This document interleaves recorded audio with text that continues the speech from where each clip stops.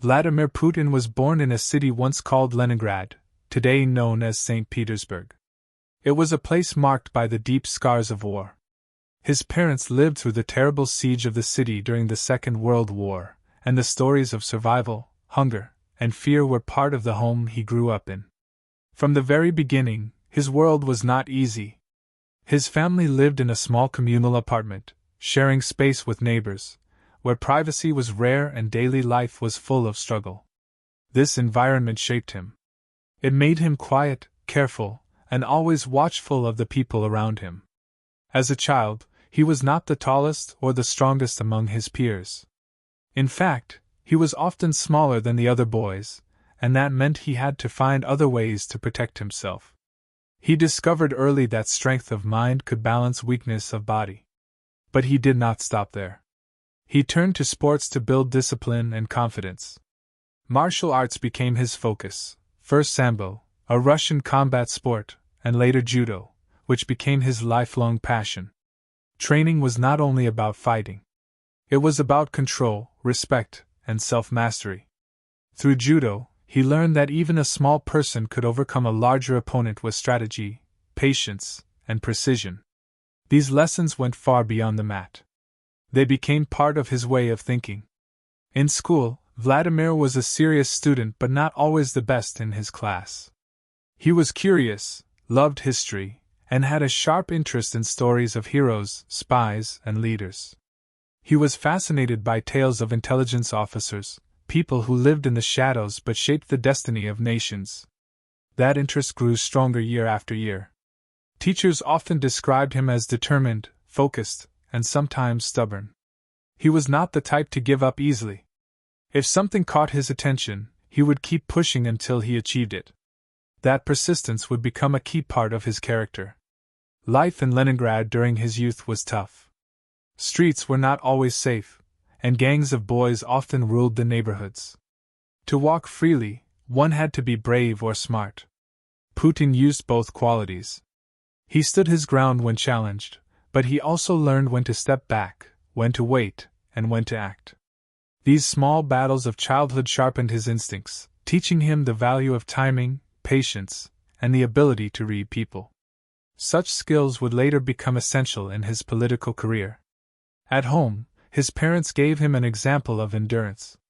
His father had served in the war, and his mother had survived the terrible years of starvation and bombardment. They lived modestly, with little luxury, but they believed in hard work and loyalty. This sense of duty stayed with him. He saw how survival required not only strength but also discipline and faith in something larger than oneself. Growing up in that environment, he developed a strong sense of identity and belonging. He understood the weight of his country's history and carried it with him as a personal responsibility. He was not a child who sought attention or loud praise. Instead, he preferred to stay quiet, observing before he spoke. Friends noticed that he rarely wasted words. When he did talk, it was direct and to the point. This habit of silence and calculation gave him an aura of seriousness even as a boy. People often underestimated him because of his size and quietness, but he used that to his advantage. He knew how to remain unnoticed until the right moment arrived. By his teenage years, he was already shaping himself into someone different. His mornings were spent training, his afternoons in school, and his evenings often in practice again. He kept his focus sharp.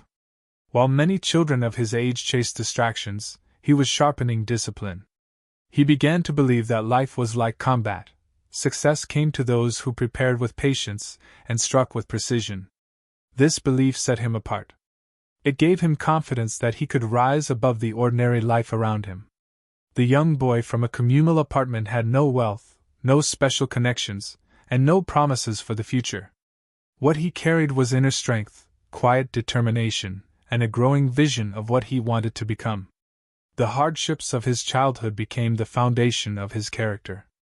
The lessons from the streets, from judo, from his parents' resilience, and from his own sharp observation of the world all formed a base that would one day support a leader. Though no one around him could have predicted the role he would later play in history, the path was already being drawn in silence. Step by step, without boasting, Vladimir Putin was preparing himself for a journey that would take him from the narrow streets of Leningrad to the very center of world power. As Vladimir grew older, his focus shifted from the struggles of childhood to the direction of his future. He had developed a strong interest in law and authority, believing that the rules shaping society could also shape individuals. His time in school gave him a vision. If he wanted to rise above ordinary life, he needed education as his foundation. With determination, he worked his way into Leningrad State University, one of the most respected institutions in the Soviet Union. There he chose to study law, a subject that connected his desire for discipline with the functioning of the state. At university, he was not a loud or boastful student, but he was committed and methodical. His professors often noticed his persistence. He had a habit of focusing deeply on topics that mattered to him while ignoring distractions. He studied not only the rules written in books but also the unwritten codes of power, how influence was built, how authority worked, and how loyalty was rewarded. These studies gave him tools that he would later use far beyond the classroom. But while law shaped his formal education, another dream burned brighter inside him. Since boyhood, he had been fascinated by the world of intelligence officers. He admired their ability to work silently, to control events from the shadows, and to serve the state with loyalty. The KGB, the Soviet Union's powerful security service, represented everything he respected: discipline, secrecy, and strength. From his teenage years, he set his eyes on joining this organization. It was not a path open to everyone, nor was it guaranteed. Many were rejected for the smallest reasons. Still, he prepared himself for it with quiet patience. He applied with hope, but the path was not immediate. At first, his ambition seemed too great for someone without family connections or powerful friends. He faced rejection, a reminder that even determination sometimes meets closed doors. Yet he did not let disappointment crush him. He understood that timing mattered as much as effort. So he kept working on his studies, built his reputation as a reliable student, and waited for the right moment. That ability to wait would become one of his lifelong strengths. Eventually, his persistence paid off. He was accepted into KGB training. For him, it was not simply a career move. It was the realization of a childhood dream. Training in the KGB was demanding. It tested not only physical endurance but also mental strength, memory, and emotional control. Every lesson reinforced the idea that information was power, and silence was protection. He learned how to analyze situations, how to predict behavior, and how to manage risk. What others considered pressure, he treated as opportunity. His calmness under stress set him apart from many of his peers. As a young officer, he was first given responsibilities within his own country, handling tasks that required loyalty and discretion. Later, he served abroad, gaining exposure to the wider world. His time outside the Soviet Union opened his eyes to different systems, cultures, and ways of thinking. But he never lost sight of where he came from or whom he served. For him, everything returned to the idea of duty to the state. This loyalty became his compass, guiding decisions even when circumstances were uncertain. During these years, his character hardened. He became more disciplined, more strategic, and more capable of hiding his emotions. Friends and colleagues often described him as serious and reserved, someone who spoke only when necessary but whose words carried weight. He had mastered the art of listening carefully, storing information, and using it later when it mattered most. These skills, trained and sharpened in the KGB, would later define his political style. Despite the secrecy surrounding his work, he carried himself with quiet confidence. He did not seek recognition or applause. Instead, he valued efficiency and results. In a world where many tried to rise by gaining attention, he advanced by being reliable, focused, and trustworthy. That reliability did not go unnoticed by those above him. Step by step, he built a reputation as someone who could be counted on to deliver without noise or drama. The years in the KGB did more than provide him a career. They gave him an education in power far greater than any university could. He understood the importance of patience, the value of loyalty, and the strength of controlling information. He learned to think several moves ahead, as if life itself were a chessboard. This mindset prepared him for challenges he did not yet imagine. For now, he was a disciplined officer serving the Soviet state, but his preparation was laying the foundation for a much larger role in the future. The late 1980s brought changes that shook the Soviet Union. The system that had stood for decades began to weaken under the weight of economic difficulties, political unrest, and the push for reform. For officers like Vladimir, trained to serve a powerful state, these shifts created uncertainty. He was stationed abroad in East Germany when the old order began to collapse. He saw firsthand how quickly authority could disappear once people lost faith in it. The fall of the Berlin Wall in 1989 marked not just a historic moment for the world but also a turning point in his life. The institution he had dedicated himself to was losing its grip, and soon the Soviet Union itself would dissolve. Returning to his hometown, he faced a country in transition. The structures of the past had vanished, and the future seemed chaotic. Many former officers and officials struggled to find direction in the new Russia. Some went into business, some faded into obscurity, while others tried to adapt to the rapidly changing system. Vladimir chose a different path. He entered public service in St. Petersburg, working closely with Anatoly Sobchak, the city's reform-minded mayor.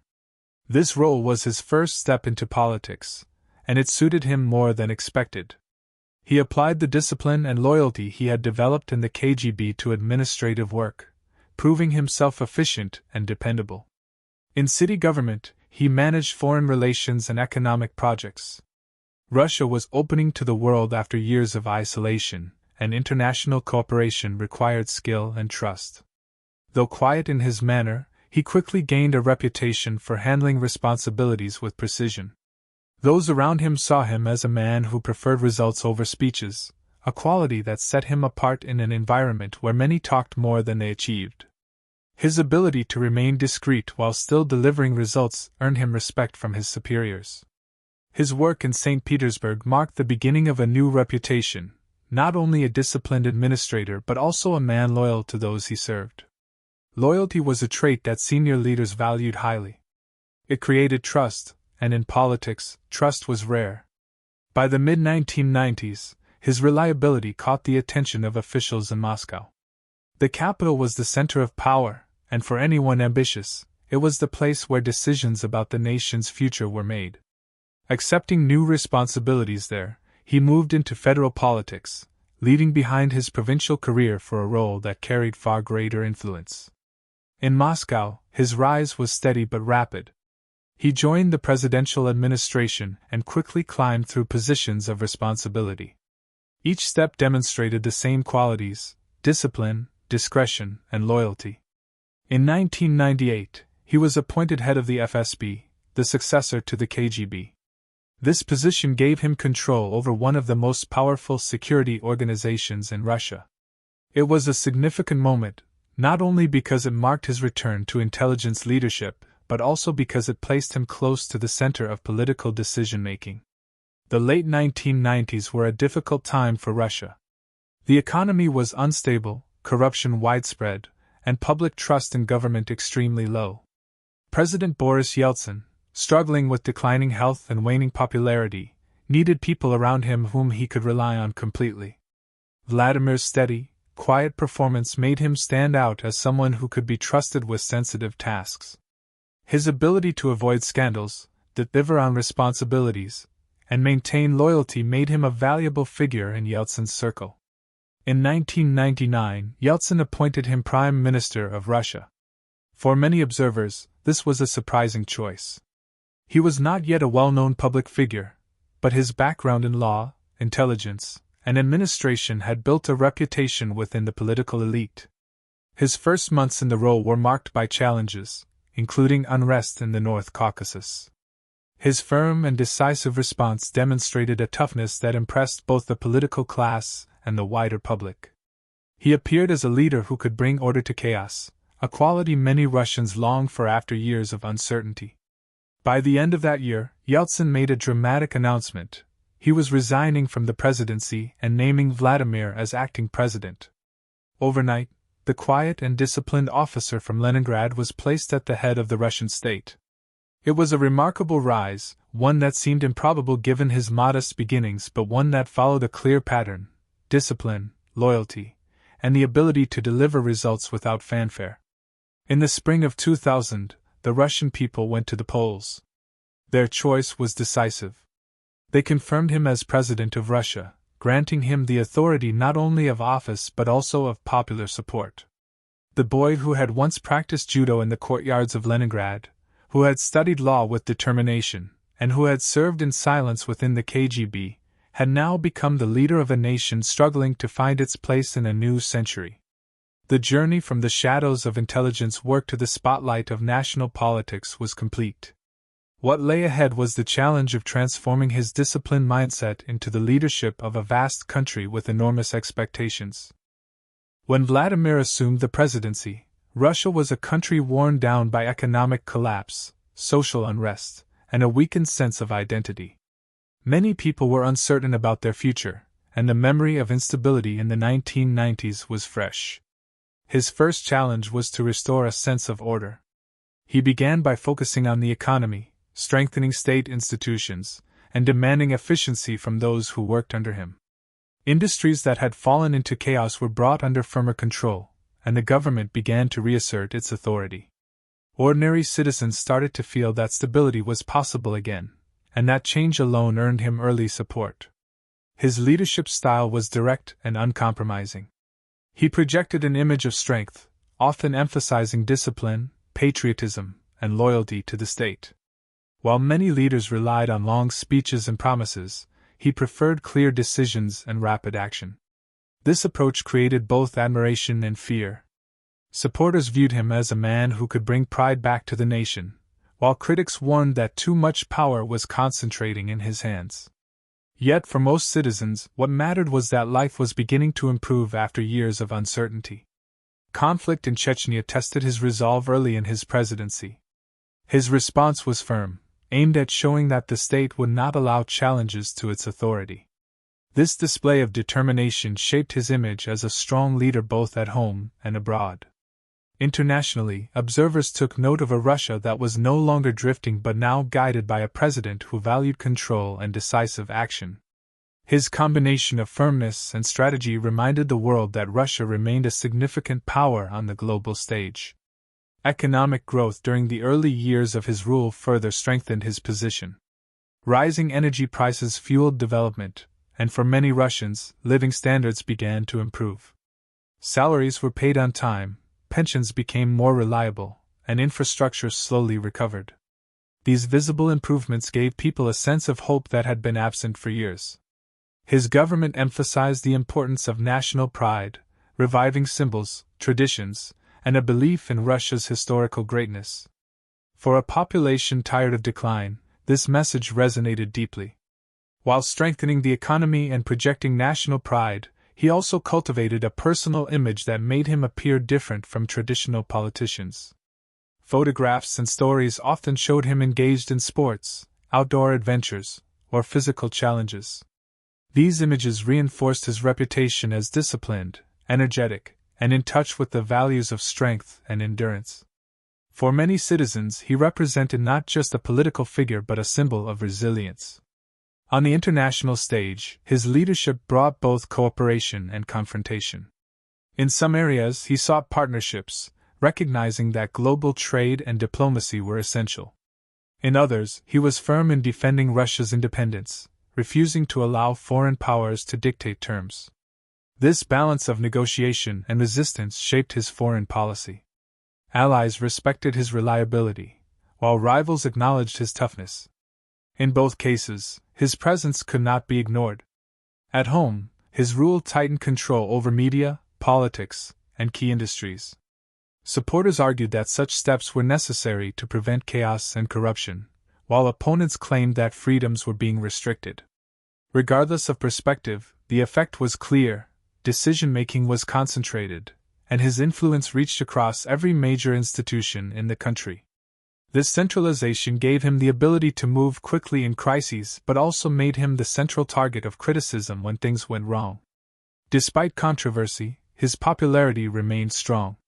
Many Russians valued stability over uncertainty, and viewed him as the figure who had restored dignity after years of hardship.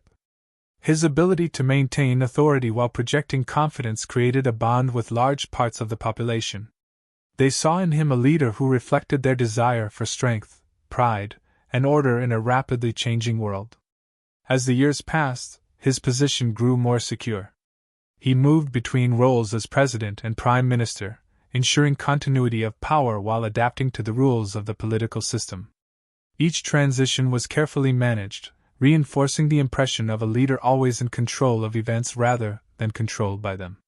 His long presence and power became part of Russia's identity, shaping how both citizens and the international community viewed the country. His leadership was marked by paradox: admired for discipline, criticized for centralization, respected for decisiveness, and questioned for limits on freedom. Yet regardless of perspective, his influence was undeniable. He had transformed from a quiet boy in Leningrad into the figure at the heart of Russia's rebirth in the 21st century. His strength lay not only in his actions but in the perception he created, a leader who embodied resilience, order, and an unshakable will to preserve the power of the state. Years passed, and Vladimir's presence in Russian politics became a defining feature of the country itself. Few leaders in modern times had remained in power for so long, and with each passing year, his influence reached deeper into every aspect of society. He guided the nation through different phases, times of growth, moments of confrontation, and periods of uncertainty. Through it all, one fact remained constant: he was at the center of decision-making, shaping the course of the state with determination. His legacy was built on the idea of stability. For a generation of citizens who had grown up during collapse and confusion, his long rule symbolized predictability. People might debate his methods, but few could deny that he gave the country a sense of continuity. This sense of steadiness was both his greatest strength and the reason critics feared that change might become impossible. By staying in power for so long, he had become inseparable from the image of modern Russia itself. Beyond stability, his leadership carried lessons about discipline and persistence. His life story showed that beginnings did not determine destiny. Born into hardship, raised in narrow spaces with little privilege, he had climbed to the highest position in his nation through focus and endurance. He showed that determination, when coupled with patience, could overcome barriers. Every stage of his life reflected this principle: the disciplined student, the persistent law graduate, the loyal officer, the efficient administrator, and eventually the leader of a vast state. But his legacy was also marked by controversy. To his supporters, he was a protector of sovereignty, a man who restored pride and resisted outside pressure. To his critics, he was a symbol of concentrated authority, accused of restricting freedoms and silencing opposition. These conflicting views meant that his place in history would never be seen in only one way. Yet even disagreement highlighted his importance. He could not be ignored. He shaped debates, influenced policies, and set directions that reached far beyond his country's borders. On the world stage, he became one of the most recognizable figures of his time. Nations responded to him with either respect, caution, or rivalry, but never indifference. His decisions affected global politics, trade, security, and diplomacy. He embodied a style of leadership that mixed patience with toughness, calculation with decisiveness. Whether praised or criticized, he commanded attention wherever international matters were discussed. For ordinary people learning from his story, several lessons stand out. The first is the power of discipline. His life illustrates that self-control and consistency can create opportunities even when the odds seem small. The second is persistence. He faced rejection early when pursuing his dream of intelligence work, yet he did not abandon it. Instead, he waited, improved, and tried again until success arrived. The third is adaptability. When the Soviet Union collapsed, many of his colleagues were lost in confusion, but he found a new path through politics. This flexibility allowed him to survive and thrive in changing times. Another lesson is the importance of patience. He did not rush to gain attention or fame. Instead, he built trust quietly, letting results speak for him. This approach eventually elevated him to positions that others could not reach by ambition alone. His story demonstrates that sometimes the most enduring power comes not from loud voices but from steady action. In reflecting on his legacy, one can see both achievement and caution. He showed how strong leadership could unite a struggling nation, but also how such strength could create dependence on a single figure. He demonstrated resilience, but also revealed the risks of concentrating authority. For students of history, his life becomes a study in contrasts: progress alongside restraint, stability alongside criticism, loyalty alongside control. As his years in power extended, questions about the future naturally grew. Would Russia remain tied to one leader's vision, or would new voices eventually emerge? These questions remain open, but what cannot be questioned is his mark on history. From a childhood shaped by hardship to decades at the summit of power, he carved a path that very few could imagine. His name will remain linked to the transformation of Russia in the 21st century. In the end, his story is not only about politics but also about character. It reflects the value of discipline, the strength of persistence, and the consequences of choices made at every stage of life. Whether seen as an example to follow or a warning to consider, his journey teaches that leadership carries both opportunity and burden. What began in a small apartment in Leningrad grew into a story that touched the world. His life reminds us that from modest beginnings can rise a figure capable of shaping nations and influencing generations.